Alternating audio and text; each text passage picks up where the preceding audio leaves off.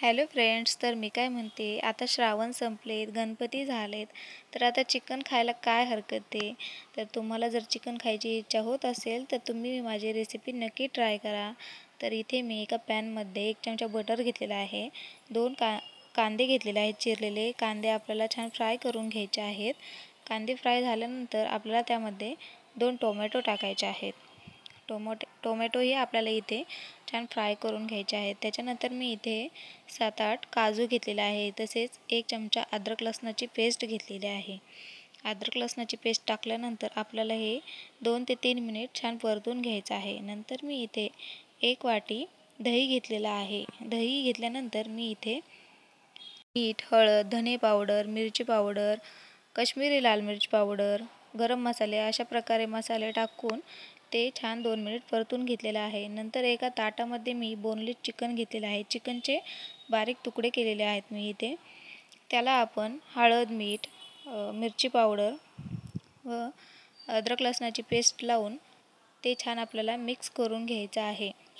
नंतर त्यावरती मी दही व तेल टाकून ते आपल्याला मिक्स करून घ्यायचं आहे. ते मिक्स केल्यानंतर आपण अर्धा तास ते तसेच ठेवून द्यायचे आहे. त्याच्यानंतर आपण आपले वाटण करून घेऊयात. अशा प्रकारे ही आपली ग्रेव्ही तयार झालेली आहे. आपण एका पॅनमध्ये थोडंसं तेल टाकलेलं आहे. इथे मी बटरचा वापर करत नाही आहे. एवढं बटर खाऊन करायचं आहे काय, तर आपण जी ग्रेव्ही केली आहे ती त्यामध्ये मी टाकलेली आहे. त्याच्यानंतर मी थोडेसे इथे पाणीही ॲड करत आहे. आपण हे 5-10 मिनिट परतून द्यायचं आहे छान. त्याच्यानंतर मी झाकण ठेवून देते आहे. छान तरी येते त्याला पण. त्याच्यानंतर आपण जे अर्धा तास झाले ठेवलेले जे चिकन होते ते आपण छान परतून घ्यायचे आहेत. त्याच्यानंतर आपण एका पॅनमध्ये थोडेसे बटर टाकून ते चिकन ह्याच्यामध्ये फ्राय करून घ्यायचे आहे. चिकन आपल्याला इथे 10-15 मिनिट छान शिजवून घ्यायचे आहेत. ह्या चिकनमध्ये आपण कुठल्याही प्रकारचं पाणी वगैरे कशाचाही वापर करायचा नाही आहे. जे मसाले लावले होते त्यामध्येच आपण फ्राय करून घ्यायचे. चिकनला ऑलरेडी पाणी सुटतंच, त्यामुळे इथे कशाचाच वापर करायचा नाही आहे. अशा प्रकारे एकदम सुक्क करून घ्यायचं आहे आपल्याला चिकन.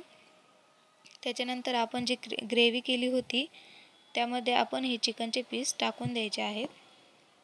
हे चिकनचे पीस त्यामध्ये टाकल्यानंतर आपल्याला 5-10 मिनिट त्यामध्ये हे चिकन छान मिक्स करून द्यायचे आहेत, शिजवून द्यायचे आहेत छान, जेणेकरून त्या चिकनलाही खूप छान चव येईल.